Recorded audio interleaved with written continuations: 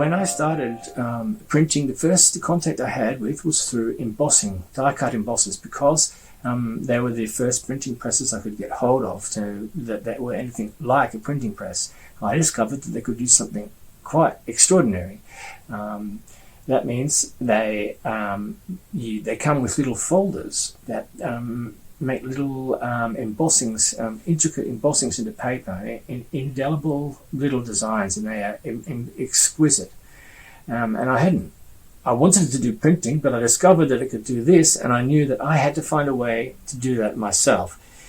Now, I didn't realize what the difference was between that embossing was only a certain length. I had the idea that they were all that it would be a varied shape, and that everyone would want to impress paper like this, and everyone would have their own way to do it. But it turns out that no one does. I haven't been able to find anyone who can make their individualized folders that impress paper. Now, the ones I initially designed I could use with embossing devices, but since I've got various printing presses, upright ones and etching presses, and ones that I've made myself, pressing down or through rolling through, like this one, and I found that my soft embossing folders, soft impression folders, weren't very good for that, because they were the etching press would push them would stretch them into oblivion. So I eventually decided that I would find a way to be able to put them through my etching press. So I designed a hard structure in which I would place the engravings and the mold of the engraving.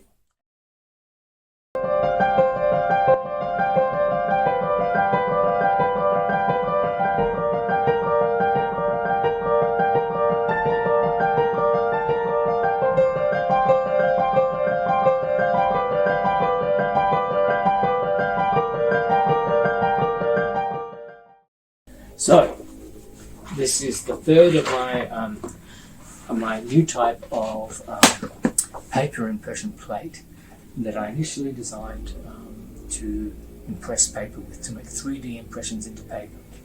This is the original, which I melted and carved and used rotary multi-tool to make a 3D furrows and curves in various places, but particularly with a pyrography gun with a temperature control, or a soldering iron with a temperature control.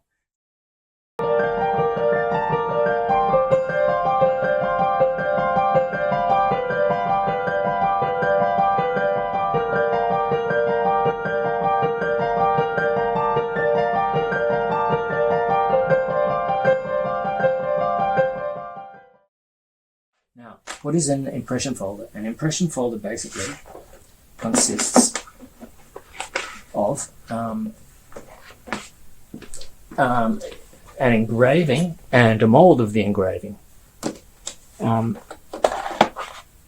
mold of the engraving, you put a piece of paper between the two, and then you press them together, and they leave a 3D impression in the paper. You have to, when you make the carving, you have to carve into it, and knowing that what you carve in a mirror image, so as you can see, this is that will be what will push above the paper when you take it out in the end. So this is the engraving plate. Now, secondly, there is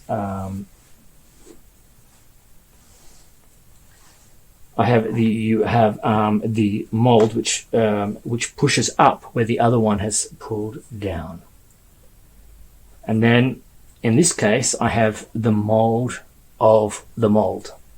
I've built them into a hard foundation so that the two plates won't slide apart.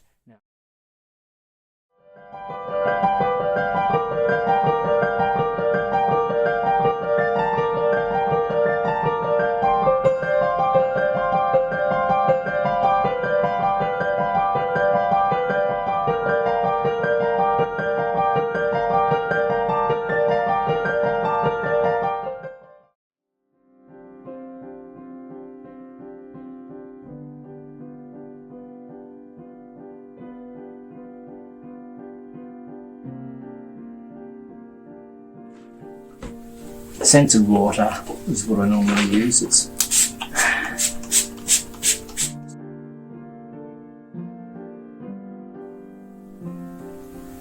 So I just put the damp sheet of paper between the two sheets.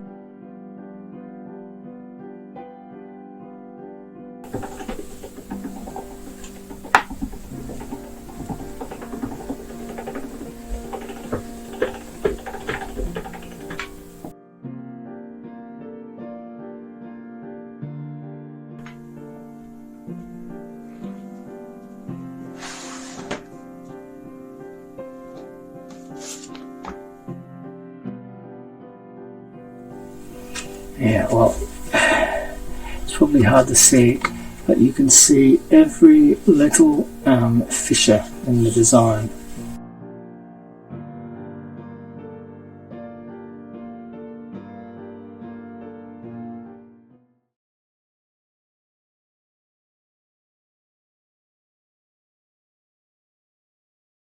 There we go, 3D impression folders made out of all sorts of different substances, soft and hard, that have been made put into a hard foundation so that I can make them on in my etching press without smashing, pulling, deforming in any number of ways the plates I made.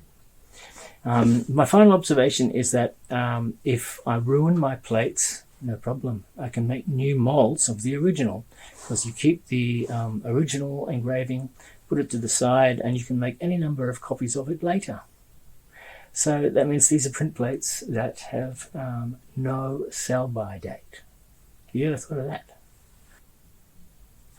Thank you for listening.